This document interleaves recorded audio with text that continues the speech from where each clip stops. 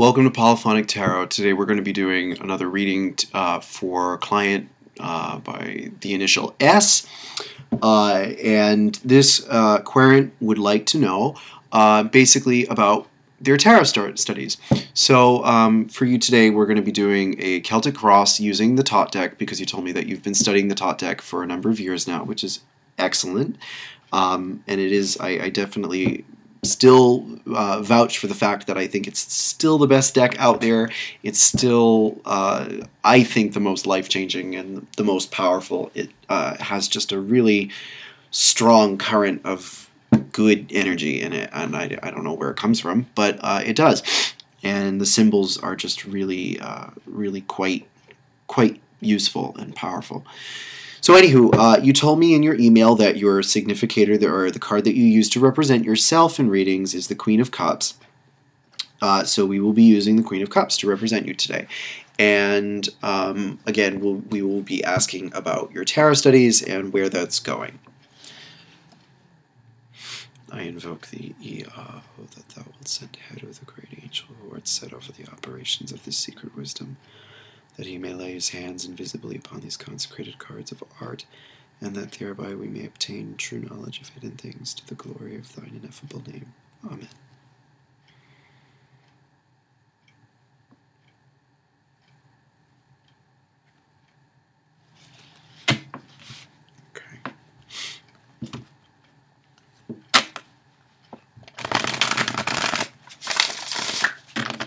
If you, just a little tip, if you use that invocation, which is the traditional Golden Dawn invocation, before you begin any reading, I always like to sign it with the pentagram afterwards, and that's just because of I like to experiment with the lesser banishing ritual of the pentagram. It's basically the only bit of magic that I ever do in practice, because I think it's pretty harmless, and if anything, it's really good for you psychologically. It's a nice little meditative practice. But I like to do the pentagram. You can also do a cross. You can do, I've done a cross before, but I like to do the pentagram because of its associations with banishing and invoking. And if you do choose to use the pentagram, just, for your information, I always do it starting from the top, because I am in the process of invoking. If you were treating it more as, if you wanted to treat it more as like a banishing of bad energy or whatever, then you would start from the lower left-hand corner of the pentagram, because that would be an earth banishing pentagram. You start from the top when you want to invoke, because you're invoking from spirit as opposed to banishing and cleansing using earth. Just a little tidbit. I strongly advocate using some kind of invocation to your HGA before you start any reading, especially if it's a reading of actual importance.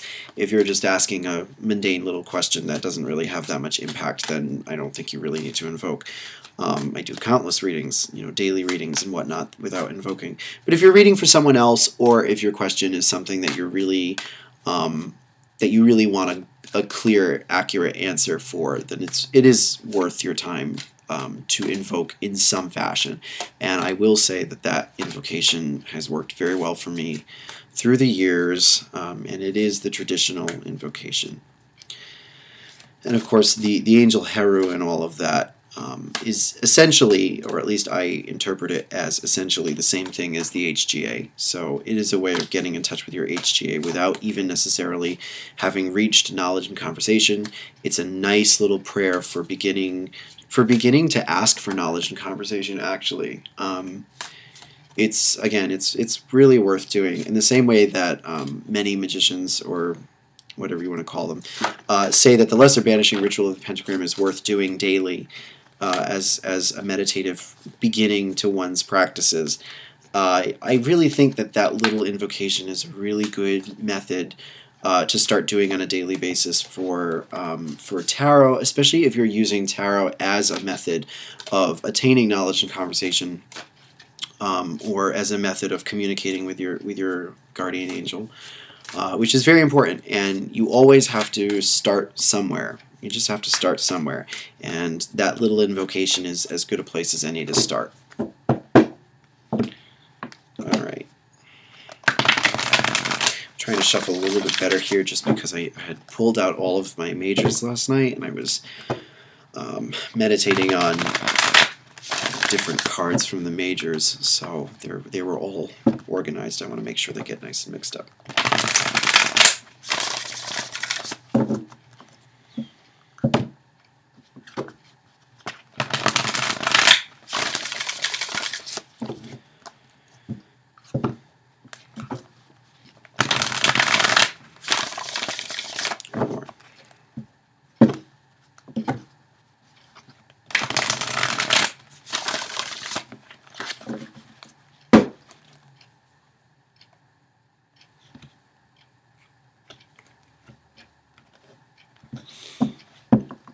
Okay, so your overall situation is the Three of Wands, which is a great start.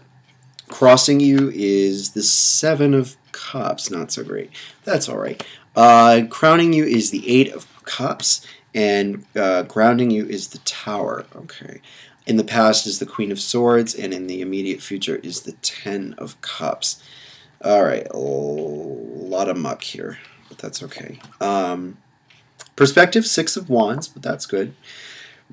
Environment, Knight of Wands. Hopes and fears, the Two of Wands. And the overall outcome, the Hierophant. So you have a tremendous amount of fire in this reading right now. With the Nine, by the way, the Nine of Cups on the bottom of the deck, followed by the Seven of Swords and the Star, and some other stuff below, but we'll see if that's actually relevant in a minute. Okay, you have a tremendous amount of fire in both your overall situation, the basis of the situation, your perspective, your environment, and your hopes and fears. So you have a ton of energy there. You have you have two water cards, you have almost no air, and you have no earth. So the lack of earth is troubling to me because of the crossing card you have. It says that the overall situation is that you're doing good things right now. Your tarot career, your tarot path is a good path for you to be taking, and it's one that you feel really good about yourself doing. I think that you feel really proud of the progress that you've made, and I feel that you feel very successful with the progress that you've made. That Six of Wands is pretty indicative of that, and it does obviously resonate very strongly with the Three of Wands in your overall situation. But the energy that is blocking you is the Seven of Cups. And so you're either, in some way, you are not doing all that you could be doing, or you are letting your emotions keep you stuck. You are either, you're either too weighed down by the emotional aspect, or you're just there's too much indulgence, it says, and I don't know how, but the basis of the situation anyway is the Tower, which I think is, well,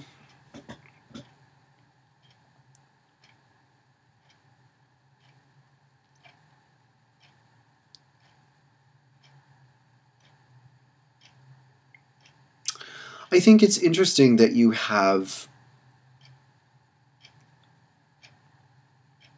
this Knight of Wands in your environment, because I feel like the Knight of Wands is what's brought about your Tower moment. And the Knight of Wands represents a person that has motivated you spiritually somehow. Perhaps it's the person who got you into tarot in the first place, or it's someone who is just pushing you to do better and to be more active and more involved in this. And I think that this has had a good effect on you. Honestly, the Tower, I don't get a terrible feeling from the Tower just because of the Three of Wands in your overall situation. The fact that those two are still connected, and the Six of Wands, I think you're seeing the Tower, which of course is saying that tarot reading has kind of blown open your world a little bit, and it has really turned your perspective upside down. It's also giving you greater insight into who you are and into your true nature, which is of course the point. And I think, of course, these are all things that you're very happy with. But that Seven of Cups, which is so antithetical to that energy, is blocking you somehow. And I almost feel like you're stuck somehow.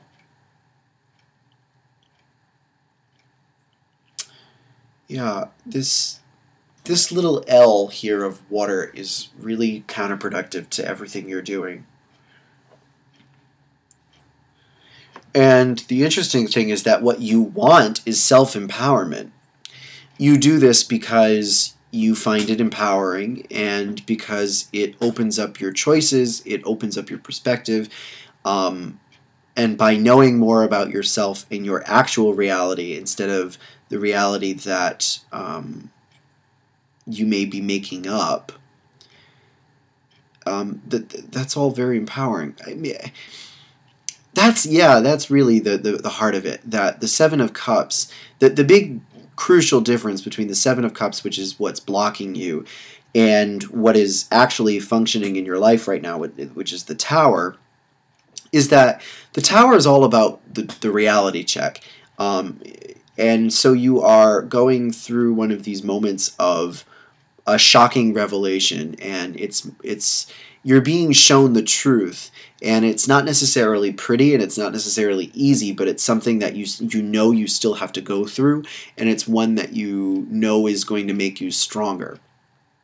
But at the same time, there's this sort of emotional wall. There's some kind of emotional backwater that you're still dealing with that is just not true. It's so false. And that's the problem with the Seven of Cups, is that it's all based on illusion, and that nothing about it is real.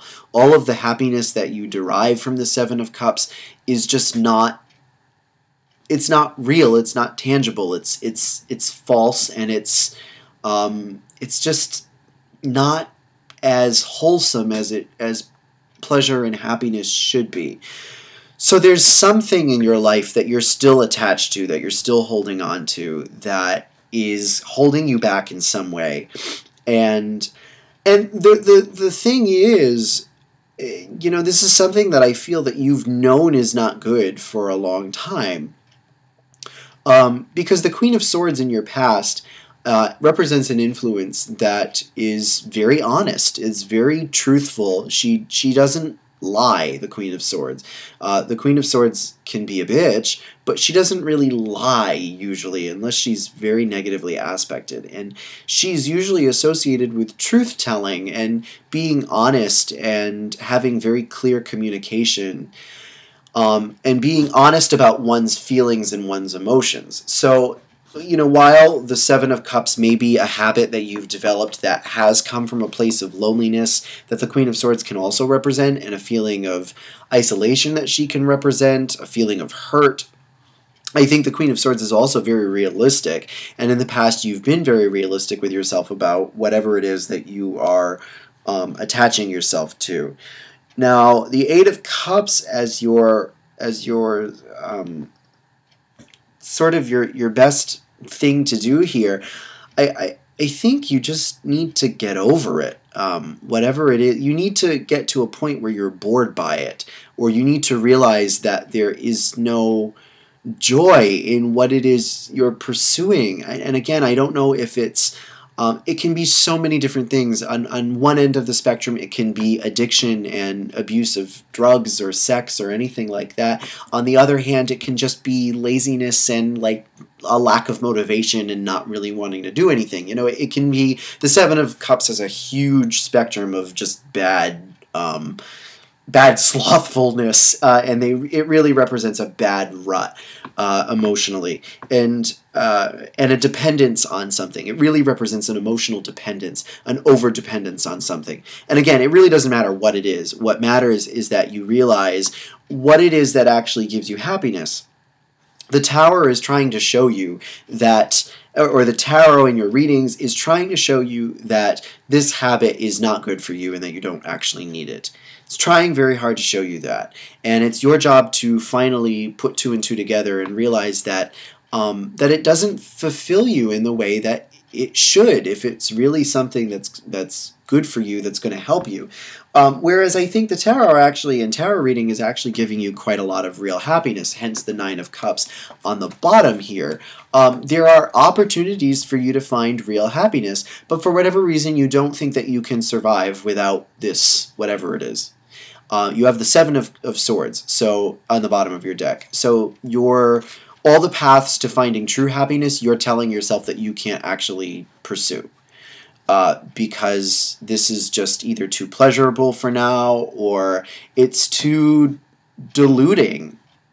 And so you really have to dig deep and really look at what the signs are telling you right now, and whatever upsets are happening right now to you, because the way that life may be trying to tell you this is not necessarily pleasant, because again, the Tower can represent real upheaval in one's life. If that's the case, then you really got to just listen to that and listen to the way life is talking to you in addition to the way that the cards are talking to you, because usually they are the same thing. They are synonymous, because the HGA is what is controlling both of those things. So whatever messages you're receiving, it's important for you to really listen to them. And also really just absorb whatever energy this Knight of Wands person is trying to get you to feel or do. And again, this could be a real person. It could also be your own HGA. I don't know. Sometimes they do come up in readings. I know mine is always represented by the Queen of Wands. Always, throughout my life, my HGA is represented by the Queen of Wands. So I don't know if the Knight of Wands has a special significance for you in that kind of regard. If that's a card that comes up for you a lot in terms of your spiritual readings, or in terms of your, I don't know if you've ever asked about what the nature of your HGA is, or anything like that. But the Knight of Wands is here, just so you know, in your environment. And so it is some kind of force that is outside of you, that is trying to motivate you and trying to push you and trying to make you make this realization and make this connection finally. Okay. Now, the other interesting thing, too, is that this Eight of Cups bit with the Saturn in it, Saturn in Pisces, is very heavy, and it's just very dry compared to this. You need to dry yourself out, is what this is saying. And in some ways, I think that this is the path that you're headed on anyway. I think that whatever this is bound to play itself out for you, and I think it's starting to. The Ten of Cups tells me that you're going to get your fill of it soon enough, that whatever this is that you're binging on or you're attached to, you're going to get to a point where enough is enough, I think, and you realize you need something more to truly feel fulfilled, because that's what the Ten of Cups represents in this deck. And the other thing too is that it is ruled by Mars. You have a tremendous amount of Mars in your field right now, and so there's a huge energy in your life right now that is trying to erode or break away whatever habits you don't need anymore. Life is really trying to push you right now, and it might be uncomfortable for you, and it may partially be why you are sort of holding on to this more than you need to, because it may have a feeling of safety for you that you are not quite ready to let go of. I have a feeling that may be the case, but in actuality, I think it's important for you to trust more and trust that you're being motivated in a way that's really good. The overall outcome here, and you're being motivated in a direction that is going to empower you. You know, since that is important to you here, you are being pushed in that direction, because your hopes and fears are also ruled by Mars. That Two of Wands is totally ruled by Mars. The Ten of Cups is ruled by Mars, and the Tower is Mars. So this catalytic action that is happening here in the basis of your reading, this is serving as a catalyst that is having ripples throughout your life right now, and it's particularly having ripples going into your future, I see. And it's also connecting, it's also trying to manifest what it is that you actually want right now. this sense of empowerment. So try to open up to that energy a little bit more and be a little bit more receptive, because the Hierophant as your overall outcome is indicative of the fact that the overall outcome is one of having learned a lesson or absorbing some kind of wisdom from someone or something. It shows that at the end of this, that the overall outcome is tied into you being taught something.